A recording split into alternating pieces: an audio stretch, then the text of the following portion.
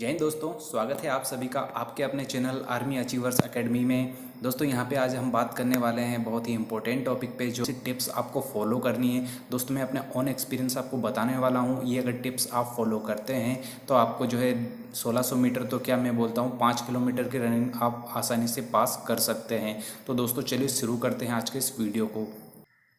दोस्तों अगर आपने अभी 1600 मीटर की रनिंग के लिए तैयारी शुरू की है तो आपको कुछ बातें जान लेनी होगी, जिससे कि आपको रनिंग के दौरान होने वाली समस्याएं पैदा ना हो, और अगर पहले से कोई समस्या है तो वो आपकी कम हो जाए। तो दोस्तों जो भी रनर होते हैं वो रनिंग ग्राउंड में जाते हैं, लेकिन उन्हें प्रॉपर तरीका पता नहीं होता है, जिस कारण से वो कैसे दौड़ना है वो उनको पता नहीं रहता। तो ऐसी कंडीशन में वे दौड़ते तो हैं, जाहिर सी बात है कि वो अच्छे से नहीं दौड़ पाएंगे, और जब गलत तरीके से दौड़ेंगे तो बहुत सारी चोटें जो है शरीर में आ जाती है, तो जिसके कारण से उन्हें रनिंग छोड़नी पड़ती है, या फिर उनका मन जो है रनिंग के लिए नहीं लगता है।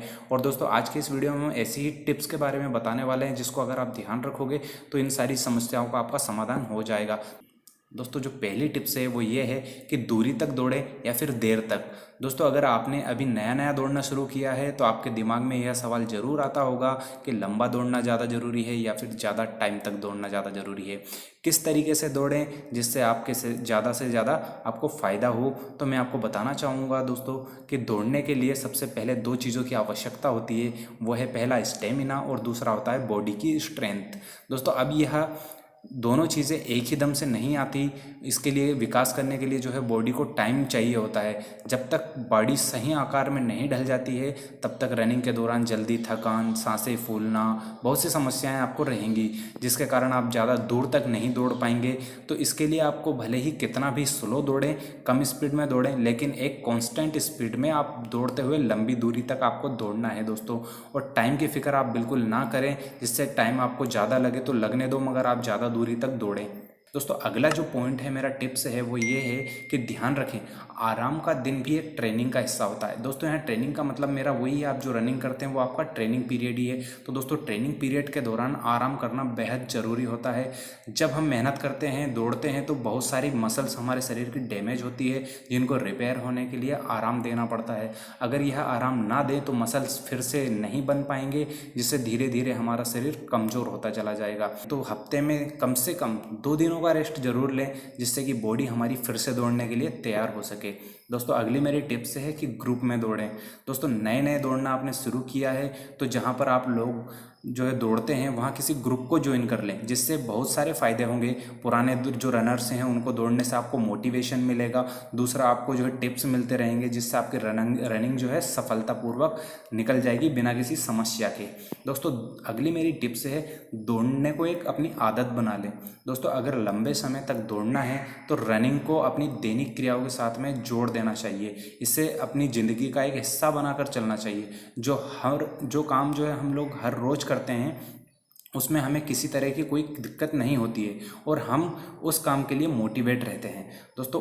तो ये रनिंग को बस एक काम ना समझते हुए इसको एक अपने दिनचर्या का हिस्सा बना ले, क्योंकि रनिंग से बहुत सारे बेनिफिट भी होते हैं। इनमें से कुछ बेनिफिट होते हैं कि रनिंग से हमारा डोपामाइन नाम का जो एक रसायन उत्पन्न होता है, जिससे हमें शरीर में खुशी भी मिलती है दोस्तों। और भी बहुत सारे ऐसे फ़ायदे हैं जिनको आप अगर जानेंगे तो डेफिनेटली रनिंग आप डेली बेसिस पे करने लगेंगे।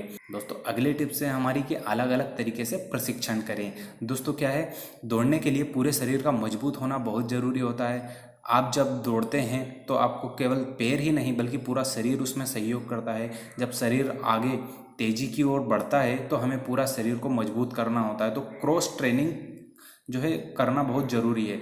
सिर्फ रनिंग से काम नहीं चलेगा, हमें हर रोज़ के हिस्से में एक्सरसाइज करनी चाहिए, जिससे कि सभी शरीर के अंग जो है मजबूत हो जाएं।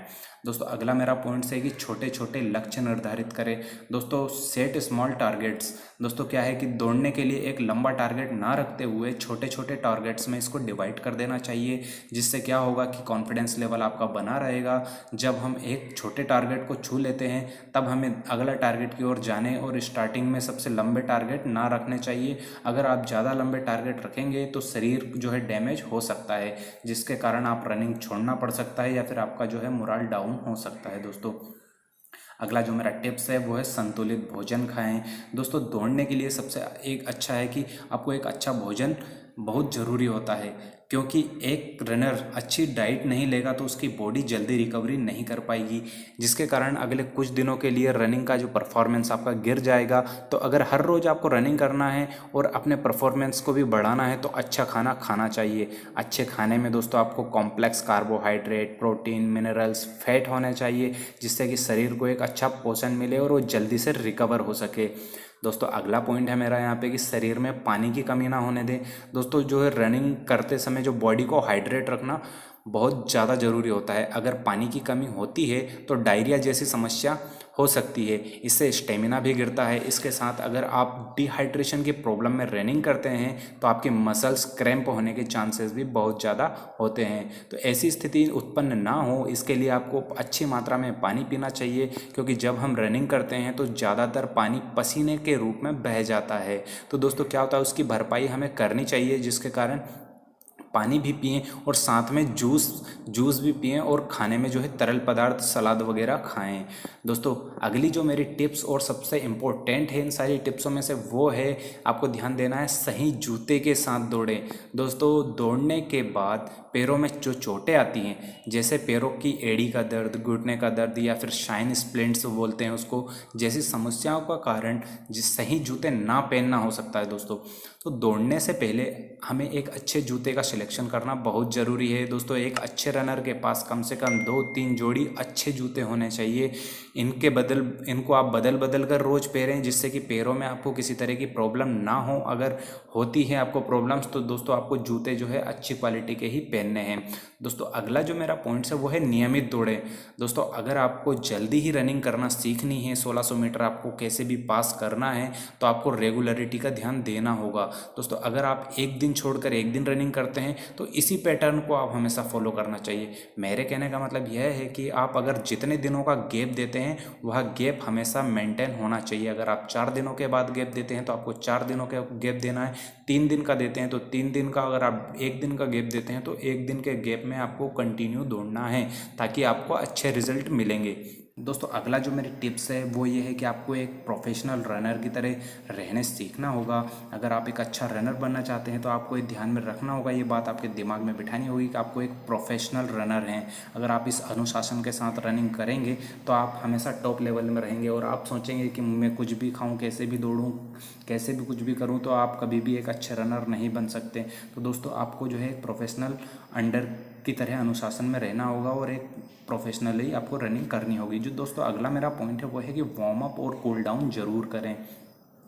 दौड़ने से पहले वार्म अप करें और दौड़ने के बाद में कूल डाउन जरूर करें। इससे रक्त का संचार बढ़ जाएगा और मांसपेशियां लचीली हो जाती है। दोस्तों जब आप रनिंग करते रहेंगे तो आपको इसका फ़ायदा ज़रूर समझ में आएगा।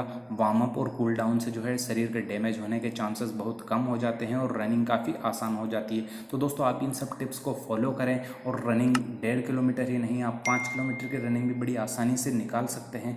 और दोस्तों अगर आपने चैनल सब्सक्राइब नहीं किया है तो इसको सब्सक्राइब कर लें और नोटिफिकेशन बेल को दबा दें, ताकि ऐसे ही नॉलेजेबल जो है वीडियो में डालता रहता हूँ और आपको आसानी से मिल सके। तो जय हिंद, जय भारत।